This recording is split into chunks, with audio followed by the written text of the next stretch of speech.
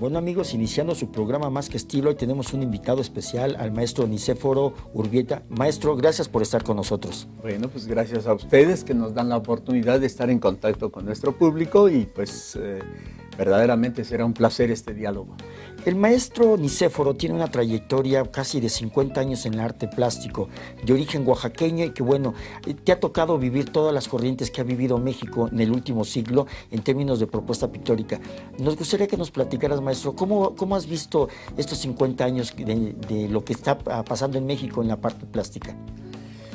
Bueno, pues efectivamente nos tocó ver el final del muralismo mexicano. Estaba vivo todavía Siqueiros, había muerto Diego Rivera, Orozco, Frida Kahlo.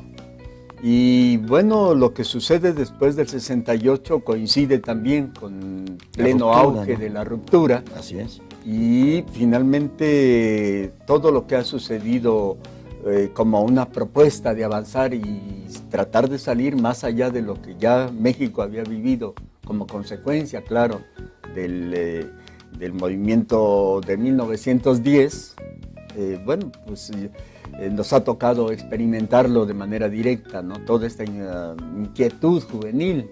En ese tiempo, bueno, en el 68 yo tenía 18 años, así es que en los 70s, a los veintitantos años, nos toca vivir este auge de los grupos pictóricos, claro, ¿no? Proceso Pentágono, Suma, en fin, Arte Acá, Tepito, una serie de inquietudes. Cuando surgen todas estas corrientes y sobre todo el origen que tiene Oaxaca, es donde empieza a gestarse toda esta gran corriente cultural oaxaqueña. Tú eres una parte y un ícono de estos grupos. ¿Cómo has visto este concepto que se ha vendido o que se ha expuesto en México de Oaxaca con una propuesta artística? Bueno, en primer lugar, nosotros, me refiero a la generación de finales de los 60s, de alguna manera retomamos esta inquietud de los pintores oaxaqueños en ese tiempo más conocidos y que observábamos como parte de este cambio que estaba sufriendo Oaxaca en las plásticas. Bueno, pues a los de la ruptura, me refiero a Francisco Toledo, a Virgilio Gómez, a Liborio Navarrete, a Edmundo Aquino, que tiene una labor muy importante y en unos días va a inaugurar algo en su tierra, Cimatlán. Okay. Y bueno, pues nos toca hacer este enlace con lo que viene después, porque iniciamos precisamente impulsados por toda esta efervescencia que se dio en todos los niveles, bueno, a nivel planetario, claro, de esta irrupción de la juventud que quería ir más allá de la momisa, como decíamos en ese tiempo. Pues en las artes plásticas vivimos esa misma experiencia, ¿sí? Seguramente el público recuerda con mucha claridad de qué manera éramos gente que no teníamos límites. Claro. ¿Sí? Oye, maestro, sobre toda esta trayectoria y estos cambios que te toca vivir, esto es lo que estás haciendo como trabajo, ese resumen de todo ello. ¿Cómo puedes ver tu trabajo con todos estos cambios que realmente convulsionaron a un México moderno? Bueno, pues efectivamente es eso, es el resumen. Es el resumen y estamos abriendo un espacio ahora de trabajo. En ese tiempo, pues digamos que mirábamos lo mismo el muralismo que la ruptura, que lo que se hacía en el mundo y verdaderamente nos inquietaba encontrar algo que nos permitiera trascender todos esos movimientos, los límites de todos esos movimientos. Y lo hicimos a nivel intelectual, como jóvenes. Yo tendría 19 años, claro, cuando empezamos un proceso dentro de la Universidad Benito Juárez de Oaxaca, ilustrando la revista universitaria, así se llamaba. Y en esa revista, bueno, yo hago tanto figurativo como algunos dibujos muy abstractos. Sí, vienes de la escuela clásica y rompes, pero respetas toda la estructura del cuerpo, que era la parte de lo clásico que se tenía en la escuela, San Carlos, y era todo eso.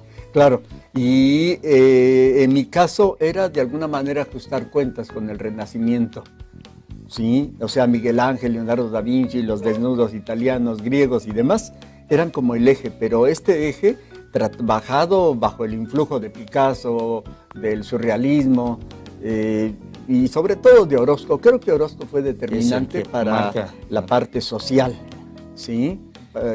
curiosamente no era Siqueiros, sino Orozco. Orozco, realmente, que fue un gran revolucionario con la plástica. Oye, maestro, platícanos de tu obra. ¿Cómo eliges tu temática, tus propuestas pictóricas, tu gama de colores que puedan identificar a Nicéforo? Bueno, hasta hace muy poco tiempo, digamos hasta el 2015, de alguna manera yo me había fijado el punto y la línea como los ejes de mi hacer plástico cotidiano, desde los ejercicios así al azar en cualquier momento, hasta la obra más pensada, como es el óleo. Pero en este periodo precisamente empiezo a plantearme el color.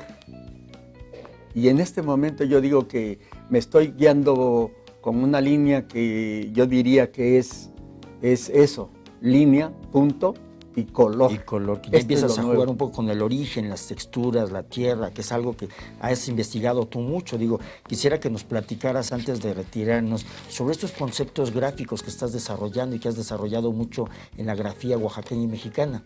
Sí, bueno, pues esto tiene que ver con un planteamiento que se hacía desde finales de los 60s, que era la cuestión de vincular mi obra al proceso histórico, a lo social. Pero por esa misma razón hay un periodo muy rápido de carácter, digamos, de pintura social, como, claro, como viene siendo, por ejemplo, el realismo socialista. Claro. ¿Sí? Que a principios de los 70s eso terminó en un mural, por decir, en Lecumberri. ¿Sí? Y este mural reflejaba ese tipo de pensamiento. Pero posteriormente, con esa misma inquietud de relacionar el arte y el contexto social, pues me encuentro ante la situación de que yo no podía seguir repitiendo lo que ya se había hecho. Oye, maestro, perdón, pero la televisión, los tiempos son muy cortos. Si alguien quisiera tener más información, ¿dónde te localizamos? Bueno, yo creo que a esto iba, que al final de los 70s, me encuentro con un planteamiento de carácter, digamos, de identidad. Okay. Y a partir de la identidad realizo un proyecto que se llama Pensamiento, traducido en español, pero que en el mundo zapoteco y mesoamericano es Shigab. De tal modo que lo último que he hecho ha sido 3 exposiciones que empiezan este periodo del color, del reencuentro o del encuentro con el color.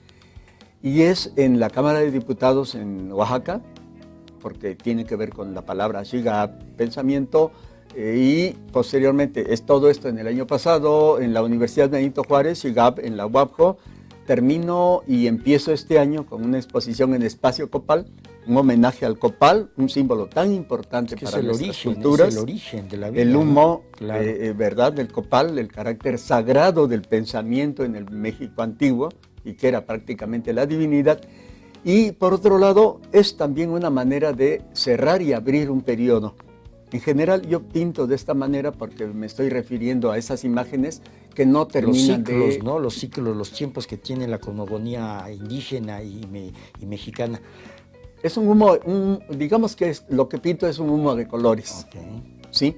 Y ahora en este momento vamos a abrir esta etapa de mi obra, punto, línea y color, en el Centro Santa Fe. Maestro, ¿dónde podemos localizarte si alguien quiere tener más informes de tu obra? Bueno, pues igual en el 951-126-5083, pero principalmente con nuestro amigo Pablo Pérez, el de Artsol Monte Albán. Esto es muy importante porque este es uno de mis descubrimientos de un proyecto que inicié en el 77. La serpiente, esta es una serpiente que se mueve dentro de la dualidad, y esto es precisamente lo que vendría siendo la palabra zapoteca Shiga, pensamiento. Bueno, maestro, queremos darte las gracias por estar con nosotros y sobre todo decirle a nuestro auditorio que Más que Estilo estará presente en esta exposición en Centro Comercial Santa Fe. Continuamos.